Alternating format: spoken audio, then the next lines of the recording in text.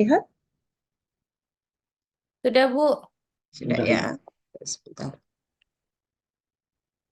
Oke, eh, sini khusus ya untuk mahasiswa. Jadinya kita akan coba cek terkait dengan apa saja sih yang memang dilakukan gitu ya dalam hal pelayanan yang nantinya menjadi fokus untuk teman-teman semua ya. Nah, kita lihat di sini terkait dengan definisinya dulu gitu ya.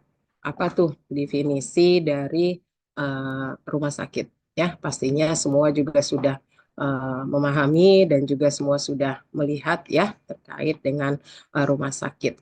Nah, rumah sakit adalah institusi pelayanan kesehatan yang menyelenggarakan pelayanan kesehatan perorangan secara paripurna yang menyediakan pelayanan ada rawat inap, ya, ada rawat jalan dan ada gawat darurat. Ya, jadi ini semuanya yang nantinya pada saat berada di lapangan akan dilewati semuanya gitu ya, akan dijalani semuanya. Nah, di sini ada di dalam rumah sakit itu harus memiliki yang namanya instalasi farmasi ya. Jadi itu harus ada ya, merupakan syarat juga. Nah, fungsinya dari instalasi farmasi itu mengelola perbekalan farmasi di rumah sakit. Nah, kita lihat lagi bagaimana cara mengelolanya. Nah, cara mengelolanya semuanya sudah ada sebenarnya dalam Permenkes nomor 72 tahun 2016 ya. Semua pasti sudah mempersiapkan itu pada saat kita mau PKPA ya, paling tidak kita sudah baca seluruhnya apa saja yang ada di PMK tersebut ya. Nanti agar kita bisa membandingkan gitu ya, kita bisa melihat apakah yang ada dalam PMK tersebut ya itu ada di rumah sakit. Artinya kita harus coba membaca dan mempelajari PMK tersebut. Nah, kita lihat dulu ya, kalau rumah sakit, ini Ibu sekedar informasi ya terkait dengan rumah sakit. Pada saat nanti ada di rumah sakit, pastinya kita harus tahu dulu ya. Nanti misalkan sudah dibagi nih ya ke rumah sakitnya, jadi kita harus tahu dulu rumah sakit itu tipenya apa gitu ya. Paling tidak kita tahu sejarahnya terkait rumah sakit tersebut. Kita tahu jumlah tempat tidurnya misalkan dari rumah sakit tersebut, tipenya gitu ya, kita lihat. Jadi ini kalau kita ambil salah satu contoh adalah Rumah Sakit Islam Jakarta Cempaka Putih. Nah, ini merupakan rumah sakit tipe B ya yang berdiri tanggal 23 Juni 1971. Nah, setiap rumah sakit itu juga sudah mengikuti akreditasi ya. Akreditasi di sini ada bintang 5. Kalau kita lihat akreditasi bintang 5 itu adalah paripurna gitu ya. Bintang 5 paripurna. Nah, saat ini kalau kita pelajari lihat di peraturan ya di Undang-Undang Nomor 28. Nah, di situ dijelaskan terkait dengan akreditasi rumah sakit. Jadi kita harus tahu dulu akreditasi rumah sakit. Urutannya apa saja terkait dengan akreditasi rumah sakit. Ada lulus misalkan bintang 4 itu bintang 5 paripurna, ada bintang 4 yang madya ya. Nanti lihat urutan dari akreditasi. Saat ini juga lembaga akreditasi cukup banyak ya. Kita ada di Indonesia itu ada 5 ya lembaga akreditasi itu ada namanya KARS ya, kemudian LARSI, LARS, LAMKPRS ya, banyak lembaga-lembaga akreditasi yang nantinya jangan kaget kalau pas ke rumah sakit ya. Jadi kita sudah tahu nih dia lembaga akreditasinya apa yang diikuti oleh rumah sakit tersebut. Sekarang akreditasi adalah akreditasi standar Kementerian Kesehatan. Ya, jadi seluruhnya sama. Walaupun ada beberapa lembaga akreditasi, tapi secara aturan atau standarnya itu sama karena sudah ditentukan oleh Kementerian Kesehatan. Nah, ini kapasitas tempat tidur. Kita harus tahu juga ya, pada saat ke rumah sakit, lihat tanya berapa kapasitas tempat tidurnya. Ya, kebetulan yang sebagai contoh di sini ada 368 tempat tidur. Kemudian visinya, ya, misinya dari rumah sakit. Kita harus tahu visi misi dari rumah sakit tersebut. Kemudian layanannya, apa saja layanan yang ada di rumah sakit tersebut.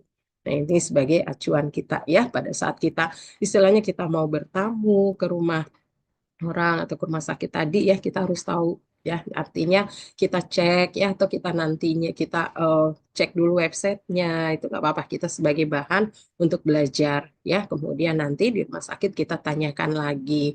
Kemudian kalau nantinya udah ke eh, fokus nanti, pada saat instalasi farmasinya juga tanyakan berapa APT-nya, berapa TTK-nya, itu juga bisa sebagai acuan kita untuk menanyakan gitu ya. Nah, ini artinya nanti ada beberapa yang jadi fokus kita juga ya, sebelum kita lihat lagi nih ke dalamnya, layanannya apa saja, kegiatannya apa saja. Nah, itu kita harus mengetahui ini dulu. Nah, ini standar pelayanannya. Nah, kalau kita lihat standar pelayanan rumah sakit, nah ini ada standar pelayanan yang kita sama-sama sudah ketahui ya, mungkin di teori juga sudah dipelajari itu. Yang pertama terkait dengan pengelolaan, ya, pengelolaan, dan ada lagi yang kedua adalah pelayanan farmasi kliniknya. Nah, pengelolaan di sini termasuk dengan pengelolaan eh, apa ini maksud ya, pengelolaannya? Di sini ada pengelolaan terkait dengan sediaan farmasi, alat kesehatan, dan bahan medis habis pakai. Kemudian ada pelayanan farmasi klinik. Nah, pengelolaan sediaan farmasi, alat kesehatan habis pakai seperti dan alat kesehatan gitu ya. Nah, ini kalau kita ketahui semuanya ada mulai dari pemilihan, perencanaan, pengadaan, penerimaan ya, penyimpanan, pendistribusian, bagaimana nanti cara mereka memusnahkan obatnya, bagaimana pengendalian, dan bagaimana administrasi terkait dengan pelaporan-pelaporan. Nah, itu semuanya harus kita gali nanti ya untuk menambah pengetahuan kita pada saat kita ke rumah sakit. Jadi gali semuanya ya, tanya bagaimana proses-proses pengelolaan sediaan farmasi tersebut. Kita masuk ke pengelolaan sediaan farmasi, alat kesehatan, dan bahan medis habis pakai. Kita masuk ke pemilihan. Nah, pemilihan ini merupakan kegiatan untuk menetapkan jenis ya sediaan farmasi alkes BMHP yang digunakan oleh rumah sakit. Nah, rumah sakit itu proses pemilihannya itu berdasarkan ya adanya formularium. Nah, kita pasti sama-sama tahu ya, formularium itu adalah daftar obat yang digunakan di rumah sakit. Karena saat ini rumah sakit juga sudah melayani pasien-pasien BPJS ya, hampir sebagian besar, akhirnya rumah sakit juga harus mengacu kepada formularium nasional. Kemudian ada perencanaan kebutuhan. Ini kegiatan untuk menentukan jumlah dan periode pengadaan sediaan farmasi, alat kesehatan, bahan medis habis pakai. Ya, ini kita secara teori kita lihat dulu. Metodenya ada metode konsumsi, epidemiologi, dan kombinasi. Ya, ini mungkin sudah tahu hal tersebut. Kemudian kita pengelolaan ini ada juga pengadaan. Ini pengadaan itu kegiatan untuk merealisasikan apa yang sudah kita rencanakan di sini, gitu ya. Cara pengadaannya kita bisa pembelian langsung ya, bisa kita produksi sendiri atau kita dapat sumbangan, dropping atau hibah ya dari pemerintah. Biasanya banyak obat-obat hibah ya yang dilakukan itu seperti obat atau obat sumbangan atau obat dropping gitu ya. Misalnya vaksin ya, itu ada sumbangan atau dropping dari Dinas Kesehatan. Obat-obat ARV ya, antiretroviral itu juga banyak kita dapat merupakan dari obat-obat program ya atau sumbangan atau dropping dari pemerintah. Kita masuk ke proses penerimaan. Adapun nanti kita akan lebih lanjut, lebih bahas lagi lebih lanjut. Nah, penerimaan kegiatan untuk menjamin kesesuaian jenis, spesifikasi, jumlah, mutu, ya, waktu penyerahan dan harga sesuai dengan surat pesanan dan fisik yang diterima. Jadi harus disesuaikan, dipastikan jumlah yang diterima itu sesuai, ya, barangnya juga sudah sesuai dengan yang kita pesan.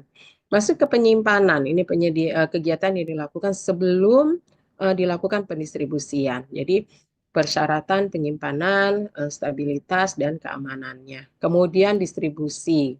Pendistribusian ini rangkaian kegiatan untuk menyalurkan penyerahan dari tempat penyimpanan sampai ke unit pelayanan, ya, baik rawat jalan maupun rawat inap.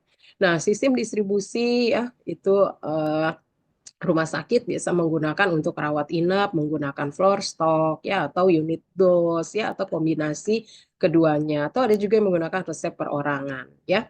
Tadi kita lihat tergantung dengan alur ya yang kita buat dalam pendistribusiannya. Pemusnahan ini menentukan pemusnahan sesuai dengan ketentuan perundang-undangan. Macam-macam penarikan ya. Ini ada mandatory recall, pasti sudah tahu semua ya, itu keinginan memang dia atas kesadaran sendiri untuk merecall ya, atau memang voluntary. Jadi memang proses bagaimana pengembalian atau penarikan produk-produk. Kemudian pengendalian, rumah sakit pasti punya sistem formularium, punya untuk pengendalian produk ya kita harus sesuaikan dengan formularium. Atau kita sesuai juga dengan standar terapi, ya standar terapi. Jadi bagaimana penggunaan obat di rumah sakit itu efektif dan efisien. Administrasi, pencatatan, dan pelaporan. Ini terkait dengan pengelolaan. Nanti kita akan bahas lebih lanjut. Kalau pelayanan farmasi klinik, ini ada 11 pelayanan farmasi klinik ya, beberapa memang sudah dilakukan di rumah sakit ya. Yang paling banyak kita pastinya melakukan pengkajian pelayanan resep, penulisan riwayat obat, rekon, PIO, konseling, visit. Ini hampir semua rumah sakit juga sudah melakukan karena rumah sakit juga sudah akreditasi, artinya standarnya sudah mengikuti standar dari Kementerian Kesehatan ya. Nah, Kementerian Kesehatan juga mengharuskan gitu ya rumah sakit menjalankan hal tersebut. PTO, MESO, ya ada EPO, evaluasi penggunaan obat, dispensing sediaan steril gitu ya. Pemantauan kadar obat dalam darah. Nah, poin yang pemantauan kadar obat dalam darah ini yang memang masih ada tertentu ya yang melakukan kegiatan tersebut. Kita lihat di sini masuk ke pengelolaannya ya. Jadi kita sudah bahas secara garis besarnya. Kita lihat lagi terkait dengan perencanaannya gitu ya. Nah, ini sebagai salah satu contoh ya di Rumah Sakit Cempaka Putih. Ini kita berdasarkan perencanaan berdasarkan data pemakaian ya atau konsumsi. Biasanya kita lihat dari data bulan lalu ya ditentukan standar minimal dan maksimal. Nanti kalau lagi PKPA bisa melihat ya perencanaannya di rumah sakit tersebut bagaimana ya sistemnya. Nah, ini ada standar minimal kita untuk stok 7 hari, maksimal kita untuk stok 14 hari. Nah, ini adalah untuk kita lihat ya persediaannya bagaimana jumlah uh, obat-obatan di rumah sakit itu tidak berlebih dan juga tidak kurang gitu ya. Karena penting sekali jangan sampai resep masuk, resep lagi keluar. Artinya obatnya kosong, akhirnya dibuatkan kopi resep. Nah, disinilah peran kita ya untuk farmasi bisa menentukan perencanaan. Kemudian pengadaan. Nah, pengadaan ya pengadaan pastinya dilakukan pemesanan langsung ke distributor ya atau ke PBF ya. Pasti tahu pedagang besar farmasi. Nah, kalau untuk pemesanan barang-barang BPJS ya ini dilakukan dengan sistem e-katalog ya. Nanti pada saat PKPA juga harus diperhatikan, dilihat apakah rumah sakitnya menjalankan bekerja sama dengan BPJS ya. Kalau bekerja sama BPJS, pasti proses pengadaan barang e-katalog itu dilakukan ya. Mereka pasti beli obat-obat sesuai dengan harganya sesuai dengan e-katalog. Nah, ini kemudian pemesanan barang reguler biasa yang obat yang non e-katalog gitu ya, non katalog ini diberikan biasanya kita ke PBF resmi ya, itu kadang datang langsung atau by email untuk pembeliannya. Nah, ini kalau e-katalog sudah jelas ya, ada. Ini semua juga bisa lihat ya. Mahasiswa bisa buka LKPP ya, bisa lihat obat e-katalog apa saja gitu ya. Nanti itu sebagai dasar pengetahuan kita juga. Penerimaan perbekalan farmasi pasti kita akan mencocokkan faktur ya dengan barang fisik barang yang kita terima. Jadi barang kalau di rumah sakit ini ditandatangani dan stempel oleh petugas gudang, ini tulis tanggal, jam penerimaan barang. Kemudian faktur diberi nomor ya, biasanya seperti itu. Penerimaan gudang dibuatkan berita acara pada saat kita menerima barang. Nah, faktur yang diberikan bagian nanti kalau di rumah sakit ya, nanti akuntansi apa prosesnya sampai nanti memasukkan barang ke sistem rumah sakit ya. Nah, pada saat penerimaan barang pastinya kita akan mencocokkan antara fisik barang dengan fakturnya. Di faktur itu ada namanya nomor batch ya, pasti kita akan mencocokkan barangnya dengan nomor batch yang tertera pada faktur. Dan juga kita mencocokkan antara expirednya ya, expired obat ada semua di faktur. Jadi kita juga mencocokkan, benar nggak barang yang kita terima expirednya sama dengan yang tertulis di faktur. Begitupun dosisnya ya, dosisnya, kekuatan obatnya kita lihat ya, kita harus pastikan obatnya sesuai dengan yang tertulis di faktur. Jika tidak sesuai, kita bisa langsung mengembalikan ya. Jadi kita tidak buatkan berita acara dulu. Kalau memang sudah sesuai semuanya, baru kita lanjutkan nantinya dengan membuat berita acara penerimaan barang karena sudah yakin semuanya sudah sesuai ya. Jadi itu yang dilakukan pada saat kita melakukan penerimaan barang. Kemudian sorry harusnya penyimpanan ya, penyimpanan obat. Nah, kalau penyimpanan obat ini berdasarkan suhu, kemudian jenis sediaan, sama prinsip dasarnya. Penyimpanan obat di sini suhu penyimpanan ada suhu beku, suhu dingin, sejuk, ya, suhu kamar, suhu hangat. Nah, ini prosesnya. Kita harus pastikan ya pada saat penyimpanan barangnya sesuai ya. Kita cocokkan dulu nih obat memang harus disimpan pada suhu berapa. Jadi kita sudah menyesuaikan itu. Kemudian berdasarkan suhunya ya. Kalau memang harus disimpan 2 sampai 8 ya kita simpan dalam lemari pendingin ya. Dan suhunya harus terkontrol, harus tercatat. Ya, jadi nanti pastikan ya kita melihat memang suhunya sesuai atau tidak, misalkan ya untuk penyimpanannya. Kemudian prinsip dasar yang memang dilakukan di rumah sakit itu juga terkait dengan penyimpanan adalah sistem FIFO dan FIFO-nya ya. First expired, first out dan first in, first out.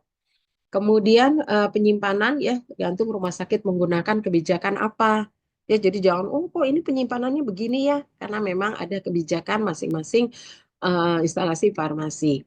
Penyimpanan ada yang berdasarkan bentuk sediaan ya, ada yang berdasarkan alfabetis, ada juga yang penyimpanan obat itu dia berdasarkan kelas terapi ya. Jadi bagaimana yang memudahkan instalasi farmasi tersebut ya.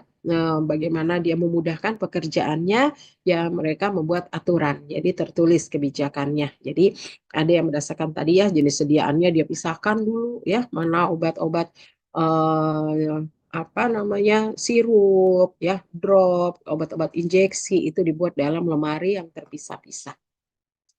Nah, ini penyimpanan 2 sampai 8, ini suhunya harus ada ya, tertera di sininya. Ini kita nanti mengamati ya, pastinya kita nanti mengamati, melihat ya terkait dengan penyimpanan tersebut. Kemudian ini ada juga penyimpanan untuk obat high alert ya, penyimpanan obat high alert. Ini ada lemari khusus penyimpanannya. Biasanya ya dipisahkan, kemudian diberikan label dan stiker ya tulisan high alert ini buat memudahkan dan memantau petugas ya karena memang obat-obat high alert itu sudah ada panduannya sendiri ya bagaimana kita mengelola untuk obat-obat high alert. Kita sama-sama ketahui obat alert adalah obat-obat yang memang jika salah dalam hal penggunaannya itu bisa menyebabkan kejadian sentinel atau kejadian yang bisa menyebabkan kematian atau kecacatan gitu ya. Jadi memang harus hati-hati dalam penggunaannya sehingga perlu dipisahkan dan diberi label khusus. Ya, nah ini penyimpanan untuk obat-obat ya. Biasanya kalau ini seperti di gudang farmasi, ya kalau misalkan dilihat untuk obat-obat, kalau penyimpanan berdasarkan kelas terapi, ada obat kemoterapi ya. Nah ini juga contohnya obat kemoterapi itu dipisahkan penyimpanannya. Karena kita tahu obat kemoterapi juga dia bersifat karsinogenik, mutagenik, teratogenik ya, perlu pengawasan khusus. Jadi jangan sampai ada hal-hal yang tidak diinginkan untuk penyimpanan obat tersebut. Nah, ini penyimpanan juga kalau untuk cairan infus ya, atau penyimpanan obat itu tidak boleh langsung kena dinding atau langsung kena lantai ya, dinding atau lantai. Jadi biasanya harus menggunakan palet. Ya nggak boleh nih dusnya langsung ke lantai ya, atau ada yang langsung nempel ke tembok ke dinding. Jadi ini perlu pengawasan kita juga ya farmasi. Jadi kalau di rumah sakit ada monitoring apoteker keliling ya setiap apa namanya, entah setiap minggu, entah sebulan sekali melakukan supervisi, memastikan bagaimana penyimpanan obat itu sudah sesuai nggak dengan standar, gitu ya. Itu dicek keseluruhan. Nah, kalau penyimpanan narkotik sudah jelas di dalam lemari tertentu, biasanya kunci lemarinya terkunci ya. Tergantung kebijakannya rumah sakit, ada yang kuncinya dipegangnya, dikalungkan seperti ini. Pokoknya ya rumah sakit itu bagaimana dia menjaga obat-obat narkotiknya ya tadi tetap terjaga dan juga pencatatannya juga bagus ya. Jangan sampai nantinya obat-obat tersebut hilang atau kurang tanpa jejak gitu ya. Jadi memang harus dilakukan bagaimana rumah sakit tersebut nantinya mengelola untuk obat-obat narkotik tersebut. Penyimpanan LASA sudah jelas ya, untuk LASA, like, soft like, ada stiker khusus untuk penyimpanannya, untuk warning dan patient safety. Barang-barang yang bentuknya mirip, nama, ucapannya itu tidak boleh diletakkan berdekatan. Jadi harus diberikan satu LASA. Jadi ya, ini contoh. Nah, sebagai contoh ini yang dikerjakan di Rumah Sakit Islam Jakarta Cempaka Putih. Ada yang juga kita menggunakan letter pad ini penggunaannya. Jadi dipisahkan ya, ada obat satu, ini mirip ya, Actonel, Actos ya, Alprazolam, Lorazepam yang mirip-mirip. Ini juga dilakukan penyimpanan khusus gitu ya, dikasih label dan stiker khusus untuk obat tersebut. Contohnya LASA yang ada ya, ini ada aminofusin hepar, aminofusin L600, ini mirip sekali gitu ya, ini look alike, ini juga look alike ya, Neostigmin dan Catapres ini look alike, furosemid diazepam ini juga ada yang look alike gitu ya. Ini semua yang kelihatan look alike ya. Nah, ini jadi harus hati-hati kita pada saat untuk obat-obat tersebut. Jadi di obatnya biasa diberikan stiker ya untuk kita memastikan bahwa obat yang kita beri. Jadi untuk obat-obat yang sudah diberikan stiker LASA tersebut kita harus melakukan double check ya, dicek oleh 2 orang agar tidak terjadi kesalahan ya. Ini juga penyimpanan untuk high alert tadi ya sudah obat yang berisiko tinggi dapat menyebabkan kerusakan serius apabila terjadi kesalahan dalam penanganannya. Kalau untuk obat emergency juga ya, ini ada namanya di rumah sakit itu troli emergency. Ya, ini ada di masing-masing ruang perawatan, ada di IGD, jadi rumah sakit punya catatan tuh. Ya, di rumah sakit misalkan ada 30 troli emergency. Ya, nah ini semuanya harus diamati oleh instalasi farmasi. Semuanya harus dalam pengawasan instalasi farmasi. Nanti obat emergensi disimpan dalam troli yang terkunci, ya, diperiksa, dipastikan selalu tersedia. Jangan sampai ada obat-obatannya yang kosong di dalam troli. Jadi masing-masing rumah sakit itu sudah punya standar obat apa saja yang ada dalam troli emergensi. Atau ada juga ya di standarnya di peraturan HK nomor 17, Ibu lupa ya, itu sudah ada standar terkait dengan obat dalam troli emergensi. Nanti bisa dicari. Jadi jenisnya sudah sesuai, obat emergensi harus diganti segera setelah digunakan. Jadi rumah sakit ada yang membuat ketentuan bahwa setelah dibuka, ya misalkan perawat ada pasien apnu di ruangan, kemudian diambil obat dalam troli emergensi, segelnya dibuka. Nah, kemudian rumah sakit itu menetapkan setelah dibuka 2 jam itu sudah harus diganti. Ada juga yang menetapkan 1 shift, ya. Tapi yang ideal itu memang secepatnya dilakukan proses penggantian. Karena dikhawatirkan kalau misalkan nggak diganti, terus ada pasien yang membutuhkan lagi obatnya nggak ada, nanti bisa ada kejadian apa-apa gitu ya. Ya ini nanti farmasi juga harus concern ke situ. Troli emergensi harus diisi oleh perbekalan farmasi emergensi, tidak boleh dicampur dengan perbekalan farmasi lain. Penggunaan obat troli emergensi dilakukan oleh petugas penggantian, ini oleh petugas farmasi yang nantinya atas laporan dari perawat. Ya, kadang perawat nanti apa yang dia habis pakai itu segera dilaporkan ke farmasi, kemudian farmasi ganti. Nanti penggunaannya harus dicatat dalam buku khusus. Ya, jadi apa yang digunakan itu dicatat. Nah, di bukunya khusus biasanya ada tulisan gitu ya, atau ada pakai sistem di rumah sakit, monggo nanti bisa dilihat yang jelas itu harus tercatat. Obat apa yang diambil dalam troli emergensi tersebut, ya. kemudian jumlahnya berapa yang diambil. Nah, karena troli emergency ini harus terkunci, jadi kita catat kunci nomor lamanya berapa. Kemudian nanti petugas farmasi siapa yang mengganti. Kemudian nomor kunci barunya berapa. Ya, expired obat. Itu semua harus dicatat ya oleh petugas nanti yang mengganti obatnya. Jadi ini semua. Jadi siapa perawat yang buka trolinya siapa itu kita catat ya. Nah, ini adalah acuan pada saat kita mengecek troli emergency. Oke. Pencatatan kartu stok. Kadang ada beberapa rumah sakit masih menggunakan kartu stok ya. Nah, ini tapi ada juga yang sudah langsung menggunakan sistem. Ya, ini di sistem juga di rumah sakit sudah kelihatan ya obat-obat pengeluarannya, pencatatannya seperti apa. Itu sudah tercatat, terekod semuanya setiap ada resep. Resep amoksisilin ya keluar 10 nih akan tercatat di sini keluar 10. Kemudian masuk dari gudang 100 akan tercatat semua masuk dari gudang 100. Ini semua akan tercatat dalam kartu stok. Ya. Oke, kita lihat pelaporan narkotik dan psikotropik. Nah, ini pelaporan narkotik, psikotropik ya semua rumah sakit sini sudah tahu ya dilaporkan maksimal tanggal 10 setiap bulannya ada aplikasi Sipnap ya ini dilaporkan. Dalam laporan penggunaan narkotik psikotropik tersebut diuraikan mengenai nama obat, stok awal ya, nama obatnya apa, stok awalnya, stok akhir ya, kemudian pemasukannya dari mana, pengeluarannya untuk siapa aja itu akan tertera semua. Oke, tadi ada distribusi, kayaknya Ibu lewatin tadi ya. Sebentar. Nah, ini pendistribusian, distribusi dari gudang. Biasanya kalau pendistribusian kan dari kalau rumah sakit itu ada gudangnya, nanti didistribusikan ke depo-depo ya. Kalau dia menggunakan sistem desentralisasi atau dia menggunakan sentralisasi.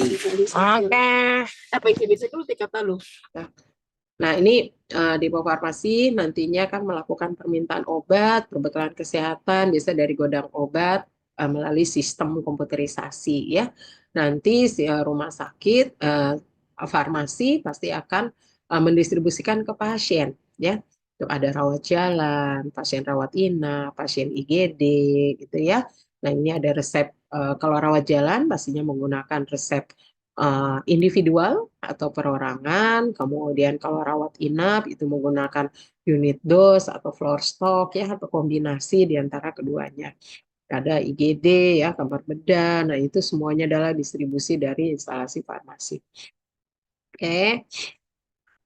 Kita lanjut tadi laporan. Nah, kita lanjut ke pelayanan farmasi klinisnya.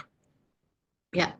Nah, ada pengkajian resep. Nah, ini sudah ya pengkajian resep. Biasanya ini sudah kalau saat ini banyak yang sudah menggunakan langsung sistem komputerisasinya, ya pakai elektronik. Nah, ini kalau yang manual dulu pakai seperti ini nih. Telaah resep, telaah obat ya. Jadi kan kalau ada resep masuk dilakukan telaah resep.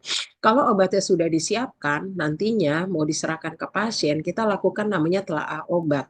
Ya. Nah, ini dipastikan pada saat telaah resep apa saja gitu ya. Nanti pada saat telaah obat tuh apa saja yang dicek untuk dipastikan memang benar-benar obat yang akan diserahkan ke pasien itu sudah sesuai.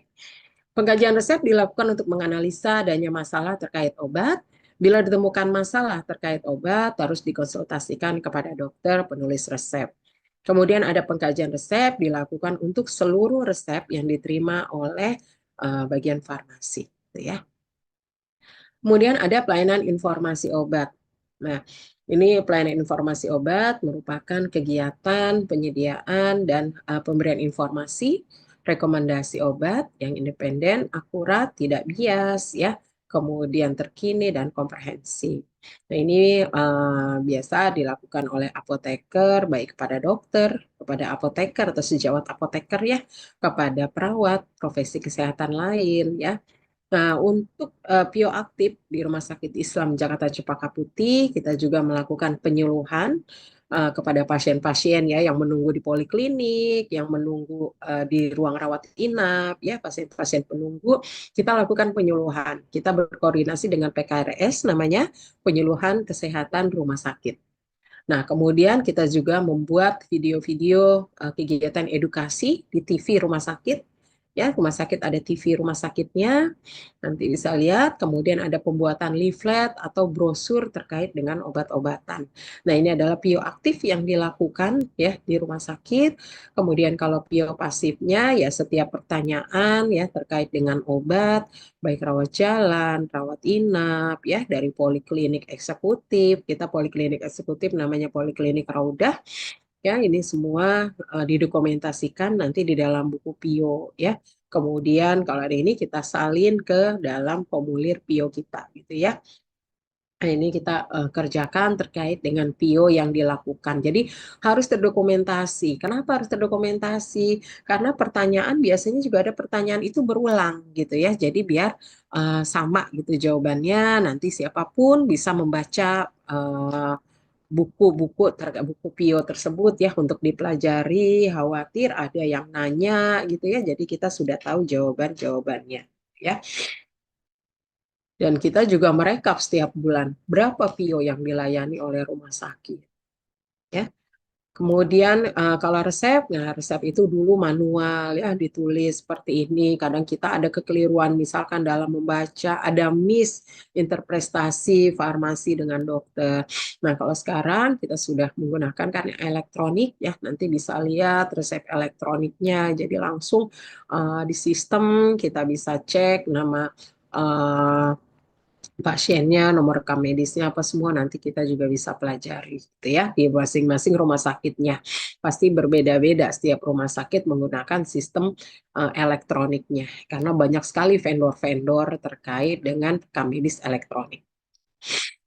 Alur pelayanan resep rawat jalan kita lihat ya di sini mulai dari penerimaan resep yang dilakukan pengkajian ya pada saat penerimaan resep dan juga disesuaikan dengan kelengkapan persyaratan penjaminan pasien. Kemudian penginputan obat ini menggunakan sistem informasi. Nantinya akan muncul harga ya. Kemudian kalau harganya sudah sesuai, pasiennya setuju dengan harganya, baru nanti pasiennya bisa langsung ke kasir untuk membayar ya. Nah, ini kan harus persetujuan dulu. Khawatir pasiennya, oh kok obatnya mahal, uangnya kurang gitu ya. Nah, ini jadi harus dipastikan, ya harus persetujuan ya menggunakan sistem informasi itu sudah ada semua di sistem. Kemudian dipisahkan antara obat racikan dan non racikan ya. Di sini kita untuk menghitung waktu pelayanan juga biasanya kita ada di rumah sakit mempunyai standar pelayanannya untuk resep racikan berapa menit, resep non racikan berapa menit. Pasti semuanya juga disesuaikan dengan standar dari Kementerian Kesehatan ya. Ada di Kementerian Kesehatan juga sudah menetapkan terkait dengan standar pelayanan minimal rumah sakit, di dalamnya ada terkait dengan standar pelayanan minimal farmasi. Kemudian pengemasan obat, diberikan etiket obat dan dilakukan telaah, tadi ya telaah obat sebelum obat diserahkan. Tadi sudah kita lihat di slide sebelumnya. Kemudian ada penyerahan obat. Ya, penyerahan obat ini dilakukan oleh apoteker ya disertai edukasi pastinya ya atau PIO ya dilakukan kemudian juga dilakukan konseling ya tergantung apa yang harus dilakukan. Biasa rumah sakit ada ketentuan mereka membuat pedoman ya pasien-pasien mana saja yang perlu dilakukan konseling misalnya pasien anak-anak, pasien geriatri gitu ya.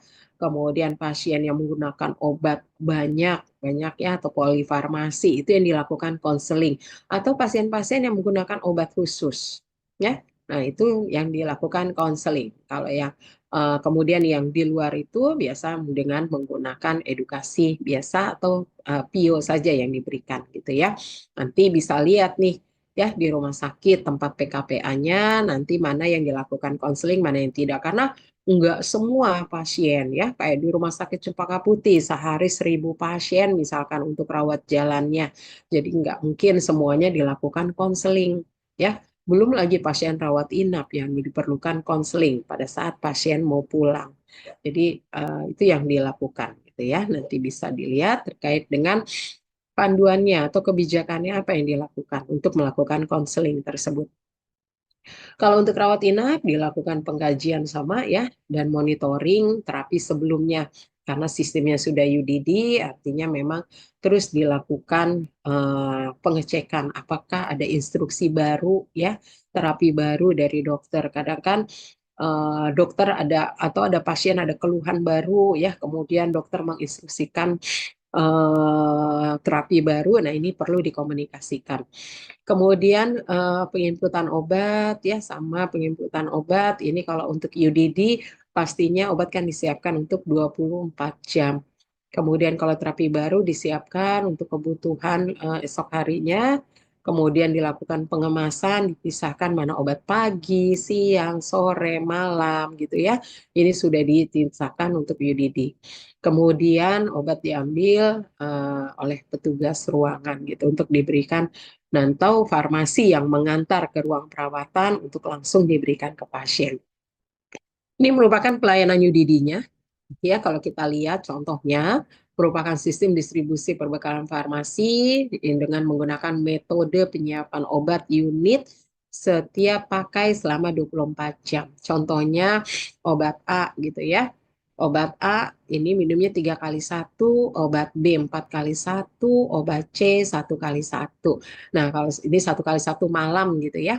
Nah, kalau kita lihat di sini A di pagi, obat pagi di kotak ya, biasanya menggunakan obat tergantung rumah sakitnya. Nantinya pada saat PKPA bisa dilihat kalau untuk yang menggunakan UDD ada yang menggunakan klip obat ya, klip obat yang warnanya berbeda-beda atau menggunakan kotak obat ya, jadi sesuai rumah sakit tersebut ya.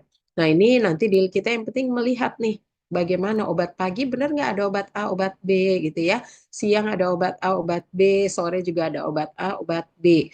Yang malam nanti ada obat C, obat B sama C ya. Ini yang B-nya misalkan minumnya 4 kali 1, obat C-nya nih 1 kali 1. Nah, itu nanti ditulis semuanya ya, etiket lengkap. Farmasi sudah menyiapkan, kemudian perawat itu nanti tinggal memberikan ke pasien atau petugas farmasinya yang langsung memberikan obat tersebut ke pasiennya. Ini data pengobatan pasien, ini biasa kalau sekarang sudah menggunakan sistem ya, ini farmasi, yang ini nanti perawat mengisi ya, mengisi obat-obatannya, kemudian nanti memastikan obat tersebut sudah diminumkan atau tidak ke pasien. Ini farmasi juga melakukan kontrol. Biasa ada bukti farmasi sudah melakukan visite dan mencocokkan obat-obatnya yang digunakan oleh pasien gitu ya. Sudah sesuai, nanti ada para farmasi klinis ya, ini yang dilakukan di Cempaka Putih nanti untuk dicek. Nah, alur pelayanan resep, kalau untuk yang resepnya sendiri kegiatannya kita melakukan sorry, ini udah, kok maju lagi ya. Alur pelayanan resep nanti kita coba cek, ini kegiatan yang farmasi kliniknya di Cempaka Putih. Ini sudah di apa namanya, ada 10, harusnya 11 ya, karena yang PKOD itu tidak dilakukan. Yang dilakukan ada 10 kegiatan yang dilakukan terkait dengan farmasi klinik. Tadi pengkajian, sorry, tadi sudah bagaimana proses pengkajian resep, sekarang penelusuran riwayat penggunaan obat. Nah, penelusuran riwayat penggunaan obat merupakan proses untuk mendapatkan informasi mengenai seluruh obat farmasi yang pernah dan sedang digunakan ya. Riwayat pengobatan dapat diperoleh dari wawancara atau dari data rekam medis. Sekarang sudah elektronik, kita bisa melihat langsung gitu ya riwayat penggunaan obat ke pasiennya. Nah, kemudian ada rekonsiliasi obat. Ini juga salah satu merupakan kegiatan farmasi klinik. Rekonsiliasi obat merupakan proses membandingkan instruksi pengobatan dengan obat yang telah didapat pasien.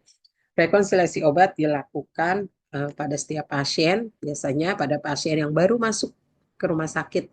Kita bandingkan penggunaan obat sebelum masuk ke rumah sakit dengan resep saat masuk ke rumah sakit. Kemudian pasien transfer atau pindah ruangan, ya. Itu juga misalkan pasien dari ICU ke ruangan biasa atau dari ruang biasa ke ICU gitu ya, itu perlu ada rekonsiliasi. Atau pada saat pasien pulang, jadi ada 3 nih rekonsiliasi dilakukan. Pada saat pulang membandingkan antara penggunaan obat 24 jam terakhir dengan resep pulang. Ya, ini dilakukan pada saat pasien pulang. Jadi rekonsiliasi obat dilakukan pada saat admisi. Admisi itu pada saat pasien baru pertama masuk, kemudian transfer, dan juga pada saat pasien pulang. Ini formulir rekonsiliasi ya, waktu manual, tapi sekarang sudah sistem. Ini formulir rekonsiliasinya admisi, transfer, dan juga pada saat pasien pulang. Udah, sorry. Kemudian konseling. Ya, konseling obat adalah suatu aktivitas pemberian nasihat atau saran kepada terapi obat kepada apoteker atau konselor ya. Ini dengan keluarganya. Konseling dilakukan untuk pasien yang dilakukan di Cempaka Putih, kita pasien rawat jalan. Tadi ya kebijakannya kita yang polifarmasi dan juga menggunakan obat khusus. Kalau rawat inap kita lakukan konseling saat pasien mau pulang. Jadi kita jelaskan obatnya. Jadi jangan sampai pasien kalau di rumah sakit kan minum obatnya teratur, rutin ya karena diawasi oleh farmasis, diawasi oleh perawat. Tapi kalau di rumah nantinya khawatir obat yang tadinya rutin diminum jadi nggak pernah diminum. Nah, disinilah perannya farmasi untuk memastikan pasien nanti di rumah pun patuh dalam penggunaan obat-obatannya ya, kan dilakukan konseling. Ini ada form konselingnya ya, dan juga nanti ada formulir obat pulang itu diberikan informasi untuk obat pulangnya. Edukasi pasien, pasien yang baru masuk rumah sakit ya. Jadi kalau ada pasien nih nanti diinformasikan oleh perawat nih ada pasien baru ya di ruang melati misalnya ya. Nah, itu nanti farmasi apoteker langsung memberikan edukasi kepada pasien ya di ruang melati tersebut. Kita punya beberapa leaflet. Yang leaflet tadi ya, yang PIO yang kita lakukan, kita ada prosedur bagaimana pemberian obat, efek samping obat, alergi obat, interaksi obat dengan makanan. Paling tidak salah satu kita menjelaskan ke pasiennya ya. Jadi kita membiasakan pasiennya. Ibu, kalau ibu nanti setelah menggunakan obat, terus ibu merasa pusing ya, atau nanti ibu gatal-gatal, nanti bisa silakan lapor ke perawatnya ya. Jadi ada penjelasan di awal oleh farmasi ya. Jadi kita ada namanya melakukan edukasi pasien. Atau ada pasien-pasien yang memang menggunakan obat yang efek sampingnya paling banyak terjadi gitu ya. Nah, itu kita juga lakukan pemantauan. Kita edukasi juga pasiennya. Ini formulir edukasi terintegrasi. Ini juga kita catat apa yang sudah kita edukasikan ke pasien itu kita catat dalam formulir edukasi terintegrasi. PTO ini semua sudah tahu ya apa yang dilakukan, ini dicatat SOAP. Jadi SOAP tuliskan gejala, kemudian bagaimana observasinya, gimana penilaian apoteker terhadap masalah, kemudian rekomendasi terapi seperti apa gitu ya. Misalkan ada pasien yang ada keluhan demam ya, dan dilihat hasil pemantauan tanda-tanda vital oleh pasien juga pasiennya demam, suhunya tinggi gitu ya, 38. Nah, tapi nggak ada obat demamnya, nah itu bisa kita merekomendasikan terapi. Atau ada leukositnya tinggi, ada hasil lab, tapi dokter tidak memberikan antibiotik. Nah, itu kita bisa memberikan rekomendasi. Di rumah sakit kita juga menetapkan adanya automatic stop order. Jadi ini adanya batasan penggunaan obat sesuai dengan dosis lazim penggunaannya.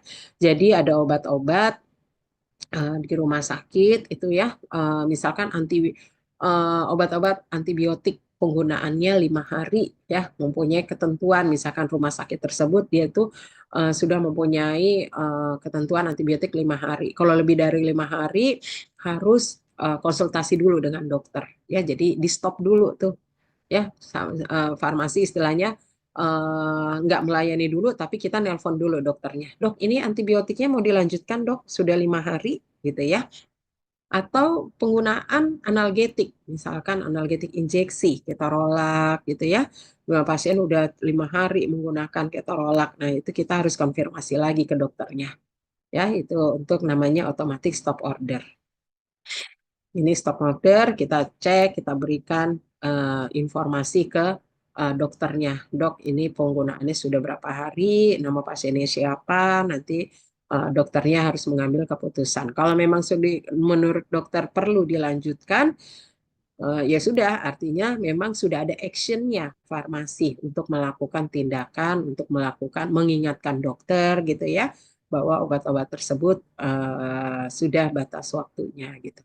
Termasuk misalkan antibiotik sudah berapa hari penggunaannya, tetap kita harus konfirmasi. Ini PPO, pemantauan pemberian obat, ini validasi penggunaan yang tadi sudah dijelaskan ya.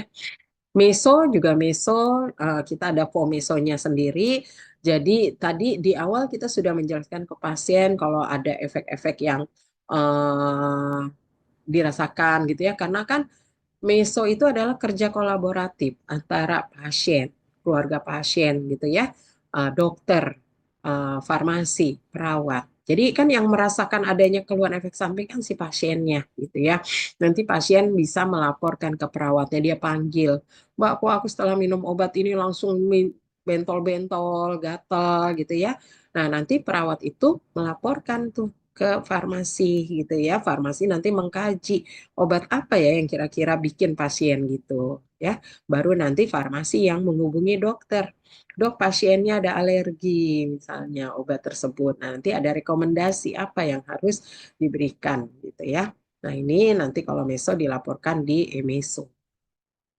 Ini ada formulir meso, jadi di rumah sakit ada formulir pemantauan efek samping obat. Jadi kalau ada pasien-pasien yang ada gejala terkait dengan efek samping obat, nanti dicatat dalam formulir tersebut. Evaluasi penggunaan antibiotik, ya evaluasi ini juga evaluasi secara kuantitatif.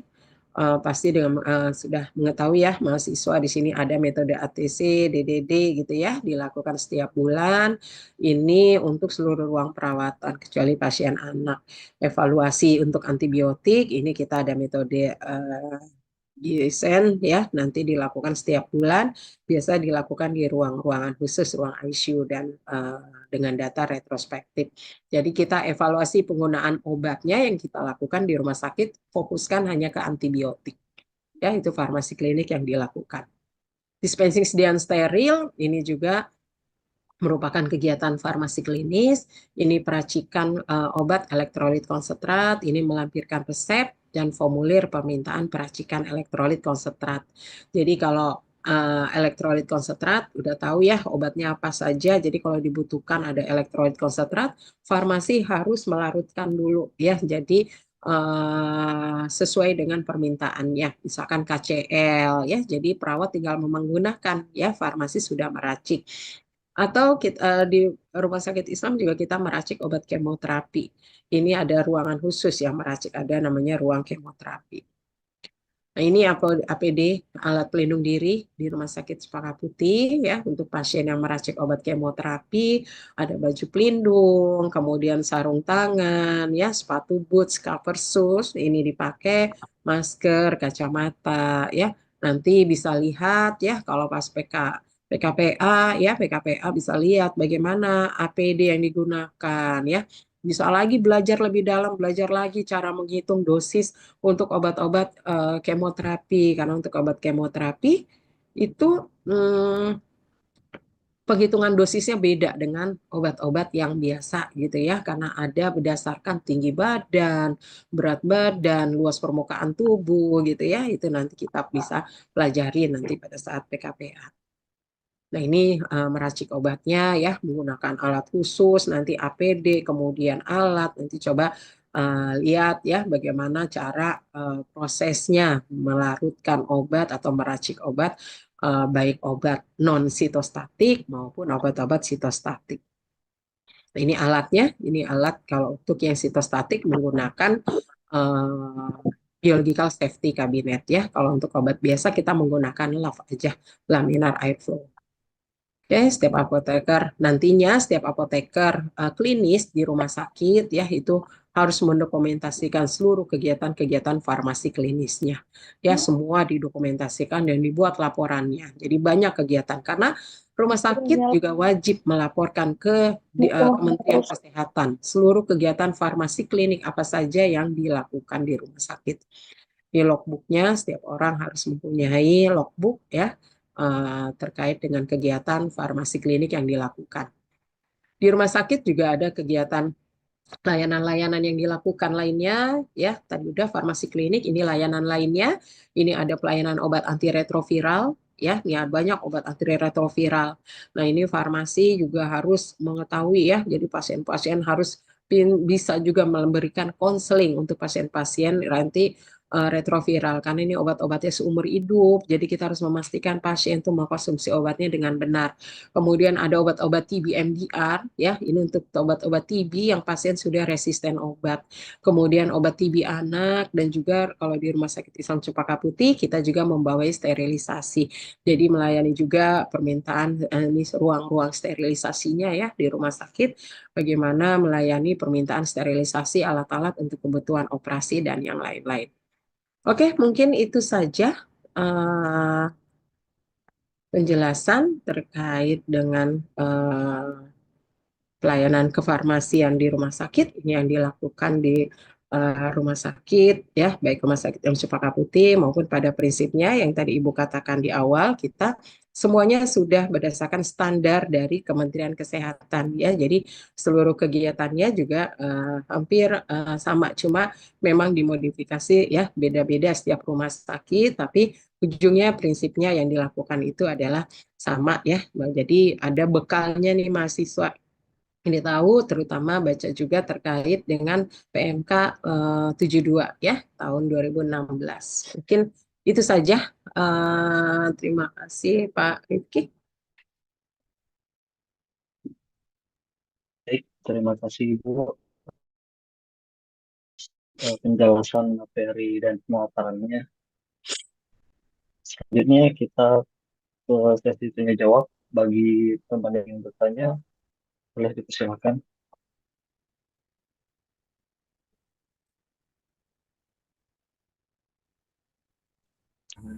Izin bertanya, Bu. Ya, silakan. Tadi di slide Ibu saya lihat ada list biru ya, Bu, untuk penyimpanan infus ya, Bu, di lantai. Itu apakah ada artinya atau cuma untuk penanda bahwa itu tempat Oh, ini buat infusnya?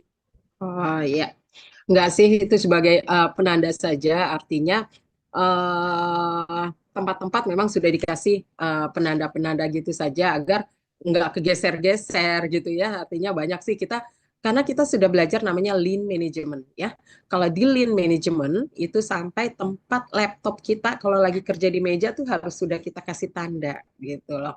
Terus tempat sampah di ruang kerja tuh sudah harus kasih tanda. Jadi jangan sampai tempat sampah nih hari ini ada di pinggir sini, besok ada di sebelah sana gitu ya.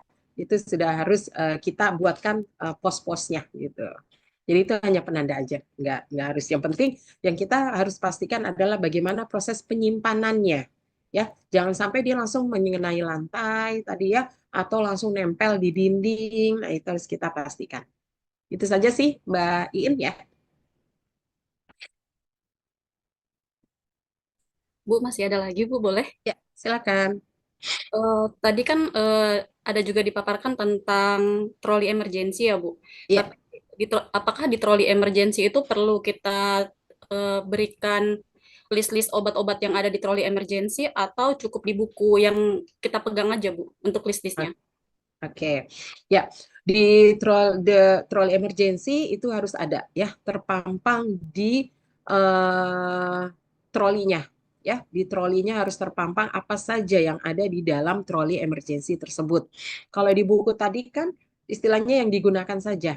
Jadi ada ya, jadi biasanya itu apa namanya?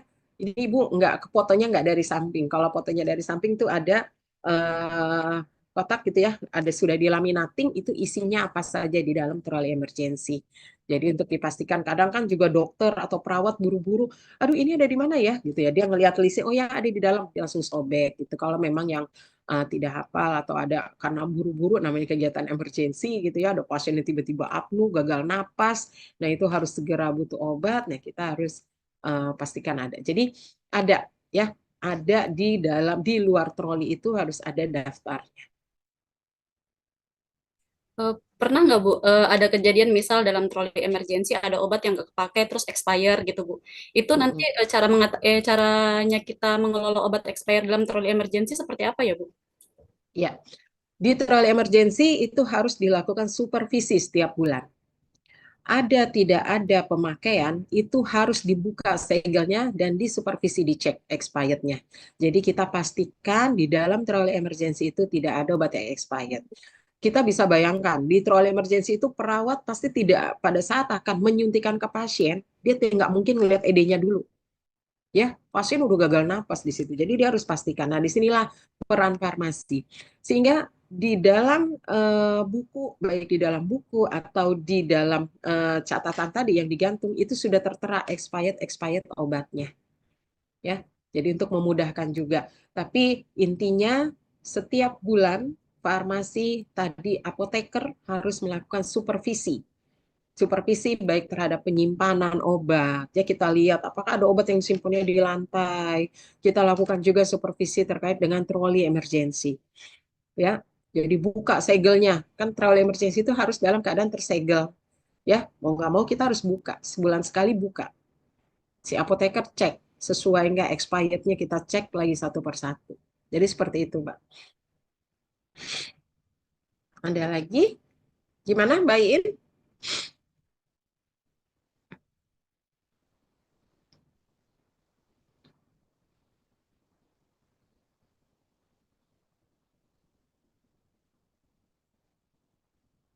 Silakan, ada lagi yang mau bertanya? Mungkin semua sudah paham, Mas Rifki. Baik teman-teman, persiapkan kalau ada yang mau ditanya. Maaf Bu, satu lagi. Ya, Maaf ya Bu. Untuk tadi kan ada apa namanya telaah obat sama pengkajian resep ya Bu, lembar yang mm-mm, kalau secara manual itu kan masih pakai lembar gitu Bu. Itu apakah mm-mm. setelah kita melakukan itu kita langsung klik bersamaan sama resepnya atau penyimpanannya seperti apa ya Bu? Jadi kan kalau telah resep pada saat kita pertama kali terima resep, ya ini kalau yang masih manual. Kalau di sistem kita pada saat resep masuk, di sistem sudah ada di elektronik medical record itu sudah ada formulir telah resep. Jadi kita pastikan ya resepnya kita telah dosisnya memang udah sesuai gitu ya. Kita checklist. Nanti kalau telah obat itu belakangan pada saat kita mau melakukan atau mau menyerahkan obat ke pasien. Ya, jadi nggak bersamaan. Nanti pada saat mau menyerahkan obat ke pasien, seperti tadi di PPT juga ya, ada beberapa hal yang harus dicek lagi, kesesuaian obat dengan resep, ya, kesesuaian dosis dengan resep, kesesuaian nama pasien dengan resep, itu dicek lagi, namanya telaah obat. Ya, itu sih Mbak. Itu ya maksudnya.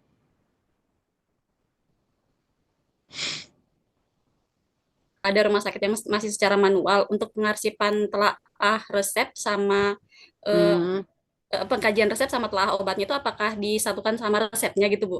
iya, karena itu biasanya nyatu di resep ya. Oh iya Biasanya Bu. nyatu di resep. Baik Bu, terima kasih ya Bu. Ya. Baik yang elektronik maupun yang manual itu nyatu di resep. Ya.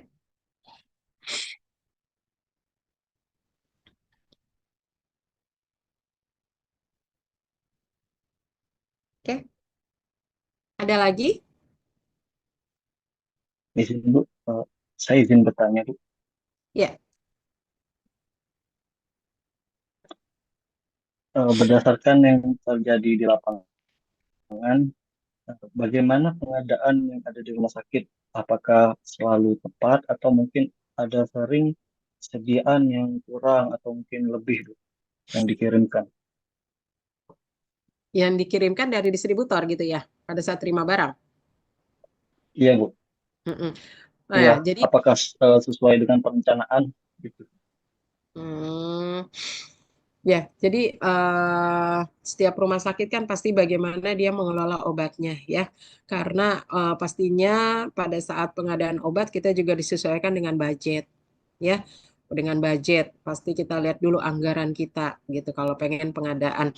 Tapi memang rumah sakit kita bagaimana agar obat itu tidak kosong ya, kita artinya resep masuk obat yang keluar, nah kita harus bisa mengecek persediaan itu disesuaikan dengan kebutuhan ya, yang kebutuhan artinya memang kita punya perhitungan khusus untuk itu, apalagi biasanya ada informasi dari prinsipal atau dari distributor bahwa obat A mau kosong nih.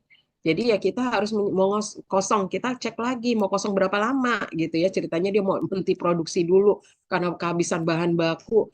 Nah, kita langsung tuh borong. Walaupun kita sudah punya target penyiapannya hanya untuk 2 minggu obat-obatan ya di rumah sakit kita punya standar untuk 2 minggu, kita bisa jadiin 2 bulan kalau memang obat itu mau kosong. Jadi memang ada fleksibilitas juga ya selain kita menggunakan metode konsumsi gitu ya atau untuk yang penting bagaimana rumah sakit itu tidak kosong ini kan jadi kita ada fleksibilitas juga untuk pengecualian hal-hal yang memang kita sudah ketahui nih obat tersebut mau kosong atau apa ya kita berusaha untuk bagaimana resep masuk obat yang keluar gitu loh.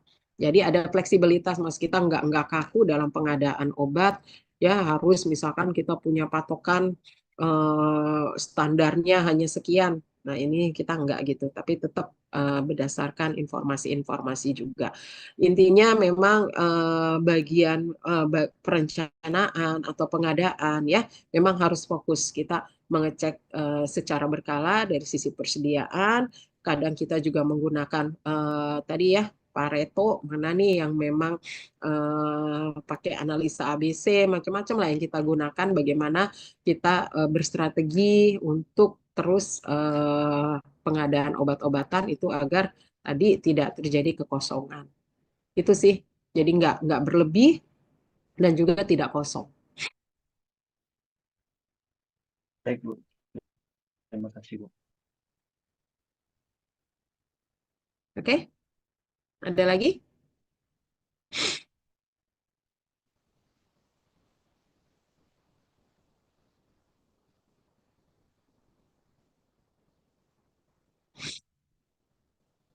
Cukup? Baik, teman-teman, kalau tidak ada yang ingin bertanya, saya akhiri sesi tanya jawab pada siang hari ini.